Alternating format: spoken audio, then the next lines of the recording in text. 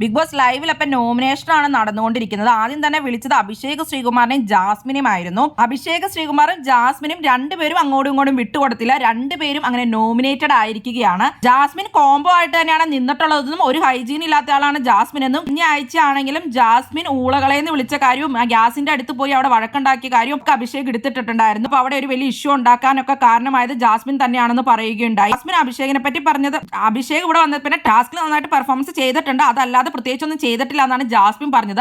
അഭിഷേക് എല്ലായിടത്തും തന്നെ വളരെ സൈലന്റ് ആയിരുന്നു എന്ന് ജാസ്മിൻ പറയുകയുണ്ടായി. അപ്പൊ അഭിഷേക് പറഞ്ഞു ഞാൻ ഇന്ന കാര്യങ്ങളൊക്കെ ചെയ്തിട്ടുണ്ടെന്ന് പറഞ്ഞു. കഴിഞ്ഞ ആഴ്ച ഞാൻ പ്രാങ്ക് ചെയ്തിട്ടുണ്ടായിരുന്നു, അതുപോലെ തന്നെ പല കാര്യങ്ങളും ഞാൻ ചെയ്തിട്ടുണ്ടായിരുന്നു അഭിഷേക് പറയുകയുണ്ടായി. കഴിഞ്ഞ ആഴ്ച അഭിഷേക് അതുപോലെ തന്നെ പവർ റൂമിലായിരുന്നിട്ട് നല്ല കാര്യങ്ങളൊന്നും തന്നെ ചെയ്തിട്ടില്ല എന്നൊക്കെ ജാസ്മിൻ പറയുകയാണ്. അത് മാത്രമല്ല ഗസ്റ്റ് വന്നപ്പോഴാണെങ്കിൽ ലാലേട്ടൻ വന്നപ്പോഴാണെങ്കിലും അഭിഷേകിനെ പറ്റി നല്ലതൊന്നും അല്ല പറഞ്ഞതെന്നൊക്കെ ജാസ്മിൻ പറഞ്ഞിട്ടുണ്ടായിരുന്നു. അഭിഷേകാണ് നോമിനേഷനിൽ വരേണ്ടതെന്നൊക്കെ ജാസ്മിൻ കുറെ പറഞ്ഞു. അഭിഷേക് തിരിച്ചും ജാസ്മിൻ ആണ് നോമിനേഷനിൽ വരേണ്ടത്, പ്രേക്ഷകർക്ക് ഒട്ടും കണക്ട് ആവാത്ത ആള് തന്നെയാണ് ജാസ്മിൻ, അതുകൊണ്ട് ജാസ്മിൻ തന്നെ നോമിനേഷനിൽ വരണമെന്ന് അഭിഷേകും പറഞ്ഞു. അങ്ങോട്ടും ഇങ്ങോട്ടും പറഞ്ഞുകൊണ്ടിരുന്നു. ഇവരുടെ സമയം കഴിഞ്ഞു. അപ്പൊ രണ്ടുപേരും നോമിനേറ്റഡ് ആയിരിക്കുകയാണ്.